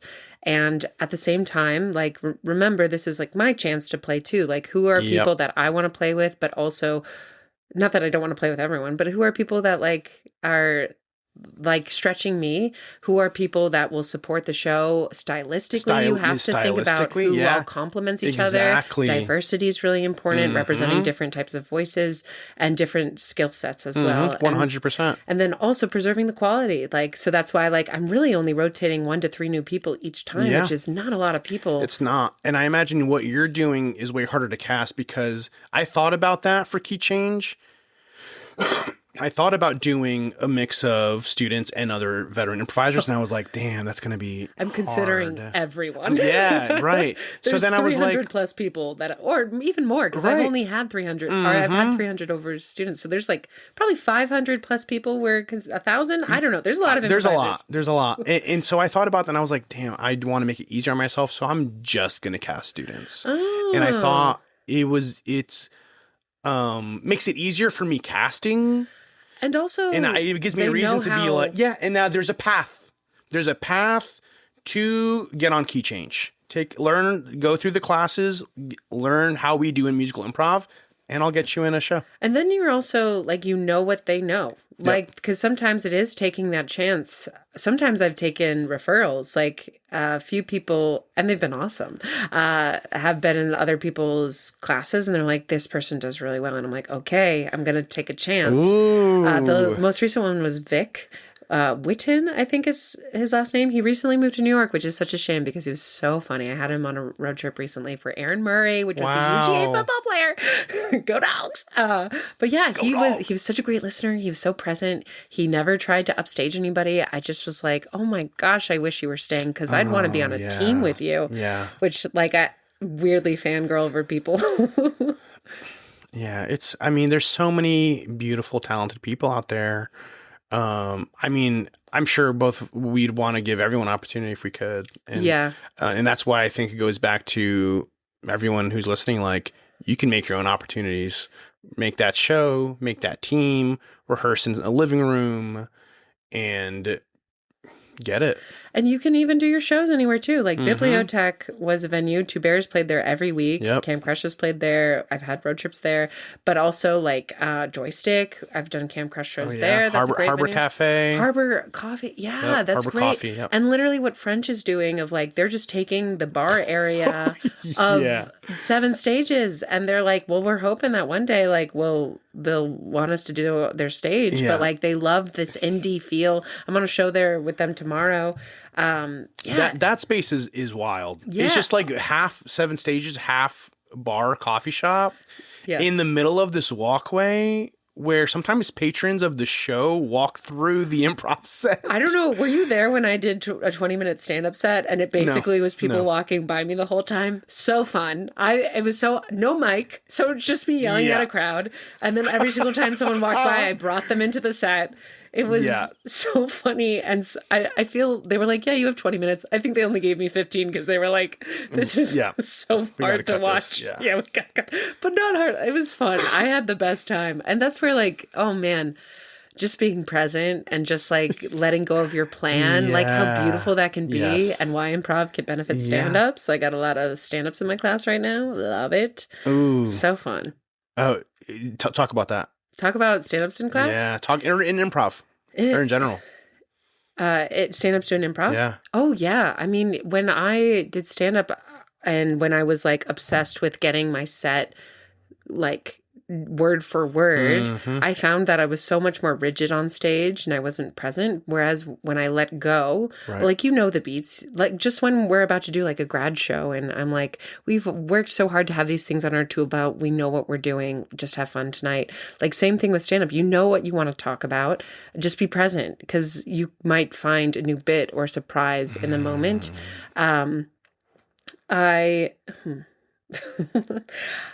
I've had stand-up students come in with usually a specific reason of wanting to get better at what's that thing when they talk to the audience? Crowd work. Riffing. Oh, yeah. Yeah, crowd work riffing, yeah. Because the audience is your scene improv. partner. Yeah. Just like in clowning, just like sometimes in improv, like they're your scene partner. They're telling you what's working. And like with crowd work, it's just asking questions and listening and making what they say and matter. Reacting, listening and reacting. Yeah, that's it. It's all anything is. It's all anything. And that's just witty banter, friendly banter with the cashier at Publix. That's just talking to a neighboring person at a coffee shop reading a book. Yeah. It's just like human interaction is listening and reacting. Yeah, which can be anxiety inducing because people are like, I want to say the most, whether it's in a conversation, they want to say the most interesting thing. If it's stand up, they want to say the most clever thing. And it's like, if you're authentically reacting, you'll find that funny thing. You'll find the thing that like surprises you and that you have something to either talk about or to riff off of. And that's the thing, like people are just they just want to get the stuff out or just they're so focused about what they're going to say that they're not present. Yeah. And so like a lot of the exercises in my class are like, let's just be present. Let's just listen and not listen to respond, but truly listen. I love that. You as a teacher, when did you know you wanted to start teaching? And teaching, I've taken Madeline's classes 4 or 5 times at this point. Madeline's classes is my go-to when I need a refresher on the fundamentals to like stay sharp on my own improv skills and listening and staying present and stuff. And I can't recommend this class enough. It is my favorite improv class in the city. In my opinion, Madeline's the best improv teacher in Atlanta. If you're listening to this, go to madsjoy.me and like, it's so incredible. And you're so fantastic at it. You are so fantastic at it. And how I describe it to people is that I feel like you give such intentional support to each person in a different caring way. It's like you're so self-aware of each student's needs. And this is hard for a teacher to do, is to like be self-aware of communicating a type of note to this person. And if you were to communicate that same note to a different student, you can communicate it differently. And I feel like that takes so much more energy and time and care. And I feel like you do that every time. You do that every time. And you care so much about your students, and it shows. It shows in your curriculum. It shows in your notes. It shows in everything that you do in teaching. It's so beautiful. And my question is, how did you get started in teaching? Ben, you can just keep going. I think this is I think you've tried to compliment me multiple times earlier in the podcast and I've cut you off. And that was just really nice to hear. I was like, damn, I guess I love myself. Yeah, you should. Wow, that was so sweet. I love teaching. Yeah. I love it. I feel, we were talking before this, just like all of the stuff that makes organization just a little bit more grueling, like just running your own business and thing. It's very hard. My students often make fun of me. They're like, always selling, because when someone tries to enter the bookstore and I'm like, oh, class is happening. By the way, follow Mads Improv. They're all like, oh, you're always, and I'm like, you kind of have to when you're independent and doing it on your own. Because there were times where I was like, I don't even know if anyone's going to sign up for this class. Or like, there's only 6 people in this class, which you were in that 6-person class. Now it sells out every time, which is like insane. But I also know not permanent. So just having that appreciation for it. As you were talking, I just was, feeling that love for my students. It just is such a core and drive in everything I do. I love them all so deeply. I wish I could support them all the time and go to all their things all the time too, because they all go out and do impressive stuff. Like they're just all impressive people. It makes it easy when just you love people so much and then you get to like work with people and just watch them shine and watch them bring their own, oh man, watch them just believe in themselves, watch them learn to trust themselves, watch them tap into themselves, just watching people grow, watching people access that play in themselves is just so rewarding. It really is the best thing in the world. As far as like, when did I know I wanted to be a teacher? I've always been drawn to teaching in some sort of way. Like even in 6th grade, I was a leader for a vacation Bible school for like 6-year-olds. Like I was a 12-year-old leading 6-year-olds. But yeah, like I was at like class council, and I was in charge of the hallway decorating, like intense about it. I care so much about wherever I'm at. And I was a sports coach. Like I was a swimming coach for 6 years and a basketball coach for 3 for kids, like not like anything serious, 3rd graders in particular. So I've always just been drawn to teaching. And then when we would lead workshops for Improv Athens around town, but also our open rehearsal, and then 6 Kids led workshops. And the pandemic really like put things into perspective for me, where I was like, do I want to be a teacher? Do I want to change my whole career to teaching? And I had looked into that, and you don't get paid a lot. I don't have a degree in education, so I would be accepting even less, and only private schools would really accept me. Yes. And it was like, oh my gosh, the salary of this teaching position is less than the tuition for the school.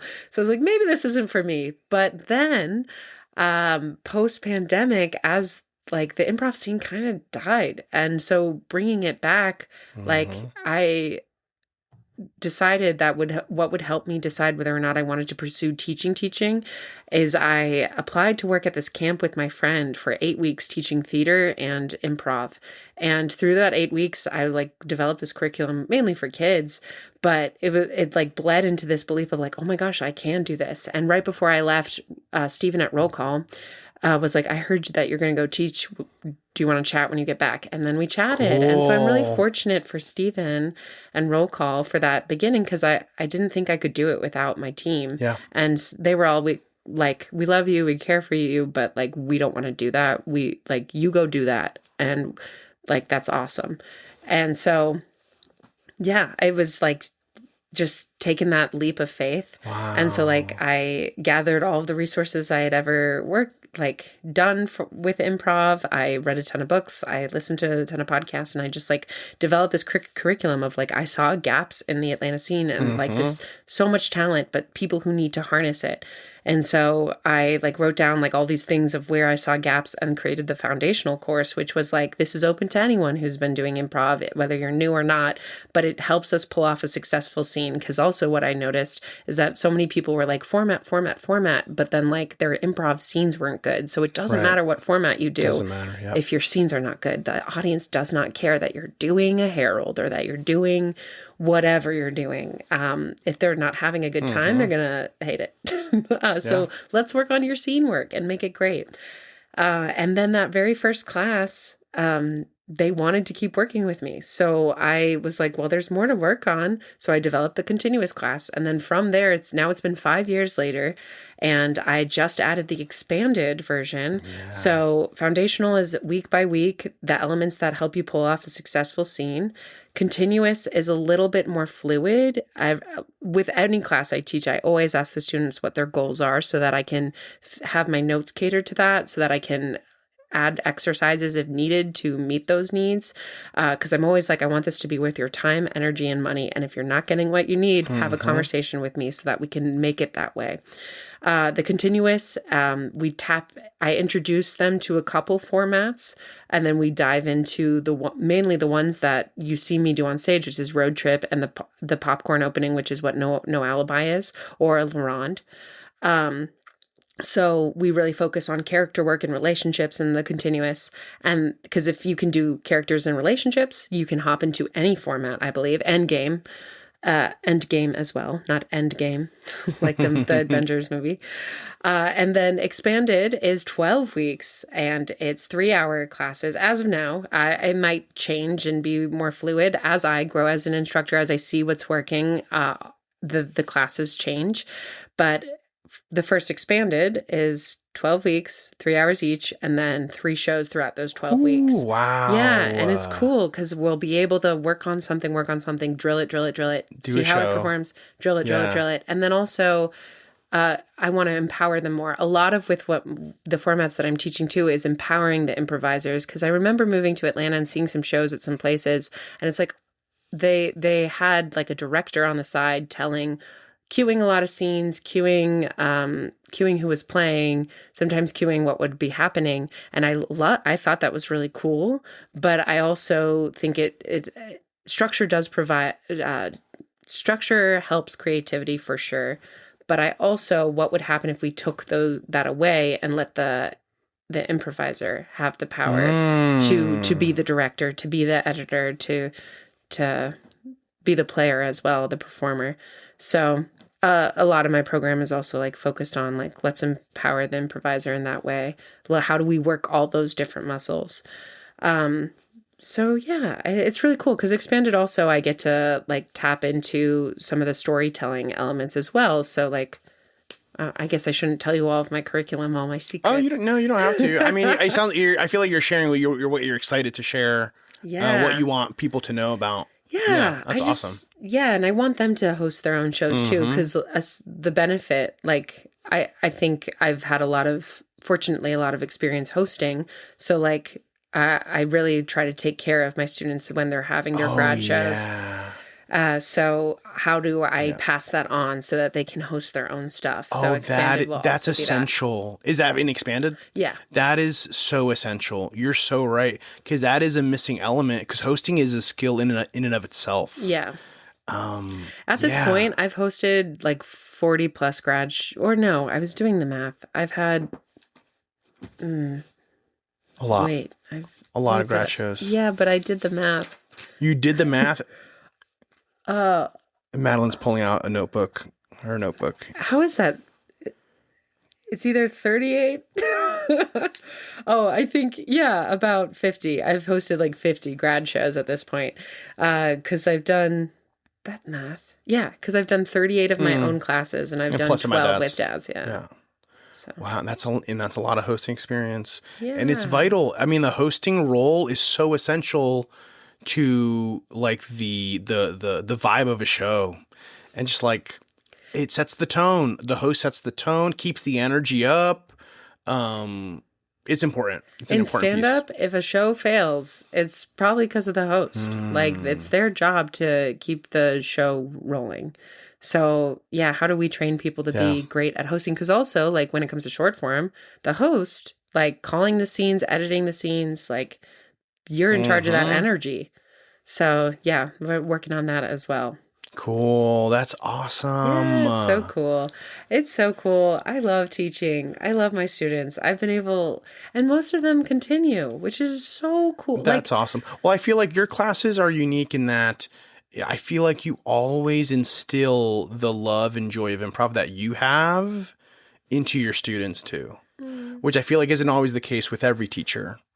I think some teachers just in the industry, not just Atlanta, I feel like you just check in and check out. They go in, do the 2 hours of class, cool, get the paycheck, whatever. Yeah. I think you kind of hear that from some people who talk about their class experience in other cities, that sometimes people who don't make it often become teachers, and then they're a little jaded because of that. Yeah. I think we're fortunate. We're surrounded by a lot of people who care about it, which is really cool. I love it so much. I think it's magic. I think it changes lives. I think it's more than just skills on stage. It helps us in our everyday life. Oh, yeah. And something that's a big priority for me too is that like we form a community from our class, that we actually know each other's names, because I've taken classes where we didn't know each other's names at the end of it, and it's like, that's a shame, because there's so much opportunity for people to you're doing the most vulnerable thing in the world. Yeah, because at the core of it, it's connection. It's connection with your scene partner in character and not. It's like you're human beings connecting and also getting your characters to connect. Yeah. And Yeah, you're it's like, seeing each other. yeah. Oh my gosh. Well, yeah, that's my that's my whole like thing is like it didn't occur to me until recently, but like recently in the last like 5 years, great musical. I was like, why do I love improv so much? And then I was talking to someone and they were like, yeah, people don't get this in their everyday. And I'm like, no wonder. I love this celebration. Yeah. I love making people feel seen. We were talking about how I ask questions earlier, like, and this is also a huge part of my solo show is just like, I know what it's like to not feel seen and celebrated.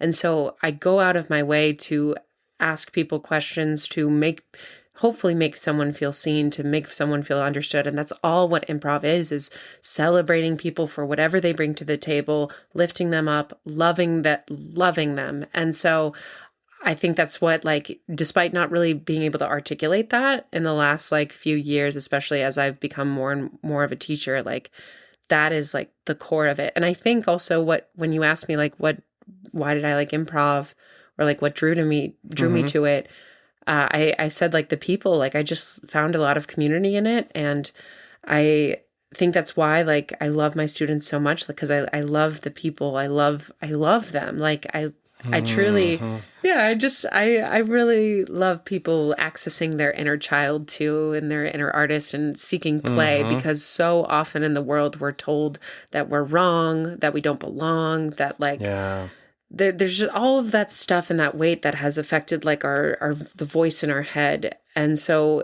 in an environment like improv, like we can just play and we can just have fun. We can chase the joy. We can be that child that had no restrictions and just celebrate and love. And it's just so, so beautiful to watch. And like all of my students are so interesting.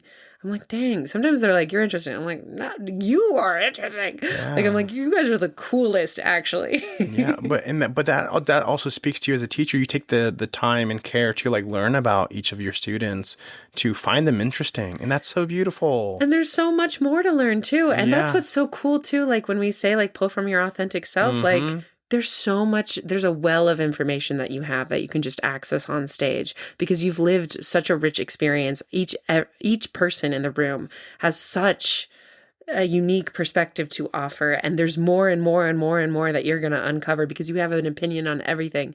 And so like, that's so cool as well. And what's so special too, it's just like the fact that I do get them for 8 weeks and then they continue to do the other 8 weeks. So I get 16 weeks with people and then I get to watch them form relationships with each other. And even when people pop in, because after you do foundational, you can pop into continuous at any time, which you just recently did. Even if you weren't in that foundational 8 weeks, just by doing continuous with those people, like you meld in such a way that is so beautiful, and everyone genuinely loves each other. I had people boast each other up in one class because they were all nervous about an audition. So I was like, okay, everyone gets to compliment each other, and it just was like the most beautiful. I love a compliment circle. I love to make them do compliment circles. Good. I make them happen even. So good. Not in improv. Oh, yeah. Even at birthday parties. Yeah, at birthday parties, I'm like, because it's so nice. We say such nice things behind each other's backs. Like, let's say it to each other's faces. I love that. That's so true. Yeah. It makes it sad when the 16 weeks end because then I'm like, oh, I'm going to miss you. But then I get to watch them do their own thing. And I'm like, you're killing it. Oh my gosh, there's so many people doing cool shows like Shrink, Erica. And Faith Club and Tarot. Mary And Nobody's Stuart. Mad at You. And Poultry in Motion. And it's just like all of these, Big Dog, fantastic. all of them are my previous students. And they're all fantastic. freaking killing it. I'm sure there's so many more. Oh my So gosh, many. who else have we not mentioned? Let's move on so we don't feel bad. There's so many. Is there something on your mind that you want to chat about improv? I have a few bullet points that we can hit, but I want to know if there's anything on your mind or heart that you want to get to and share about with the community. Yeah, I guess we've kind of hit on things. I'm sure things will come to mind. But you belong in the room. Don't let someone's opinion of you make you not believe that. Always say yes to yourself. I guess these are like final thoughts. Like, you could do final thoughts for the episode. We also do have community questions that were submitted. oh, really? Yeah.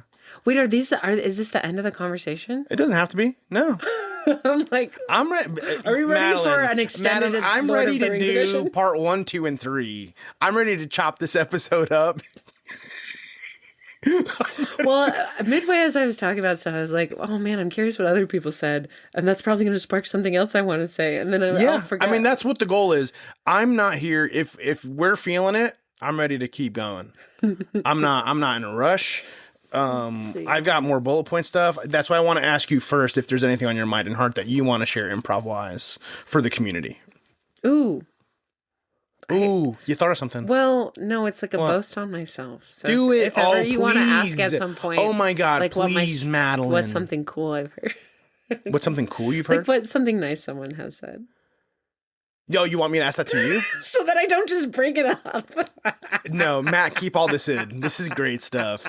She This really is wanted to great. brag about herself. You get used to bragging about yourself. You're That- so kind when you lift me up in that way. And it's literally what I tell people. Like I tell students, like, boast about yourself. Boast about yourself. But also like, oh my gosh, my mind just blanked. But you belong in the room. You belong in the room. But then it's like things that It's always struggle. to ourselves. Yeah, that's always the case. we teach That's the always things that we case. need to work on. Mm-hmm. And I mean, you especially, man, boast. You're the queen. For me and a lot of the community. You're the queen of Atlanta improv. You inspire so many people. You inspire so many students in the community. You of all people should be celebrate. So just celebrate yourself. Take a pause. Take a moment. That's celebrate good yourself. advice. Celebrate yourself, everyone. Joel, what would you like to celebrate? Madeline, Oh, that's so fun. redirecting my advice to the community is hysterical. What would you like to celebrate? What would I like to celebrate? Let's see. I think there's a lot. Man, the last 2 years of like musical improv has been a dream. Has been a dream come true. Of also similar, like what's the city lacking? Mm-hmm. What are we lacking?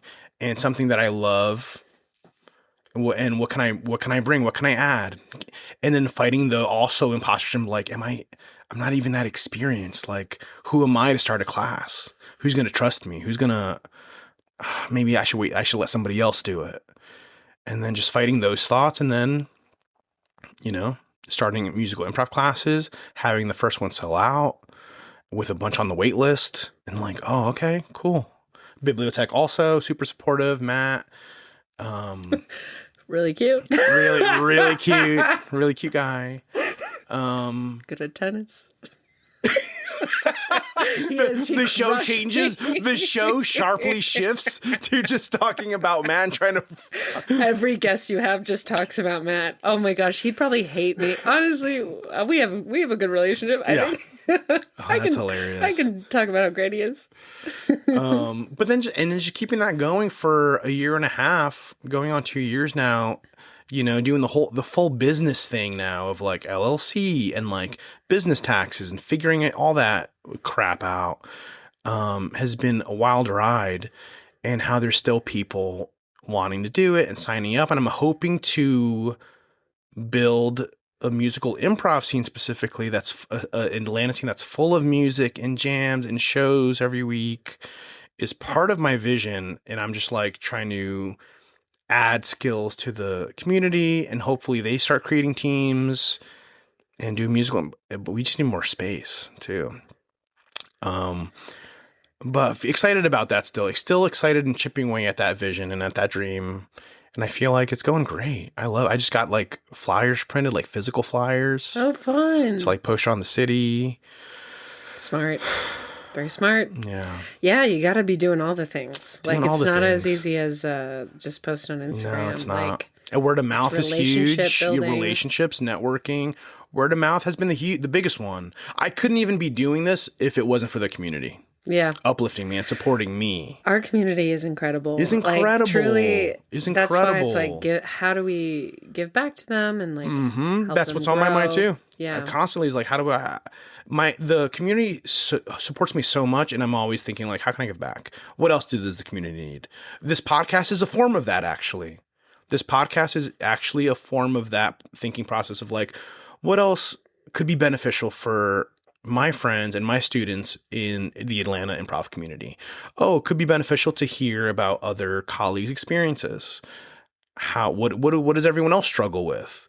How did everyone else get to improv? What are some beautiful, it's just, yeah. I just love the community so much. Yeah. Yeah, I do too. They've given me so much. And it's really cool to see like the fruits of the labor too, of just like how much you like the trickle effect of like the impact, like, okay, this person that I had in class, now they're impacting all these people and like so on and so forth. So it's so beautiful. Yeah. Turn tape over.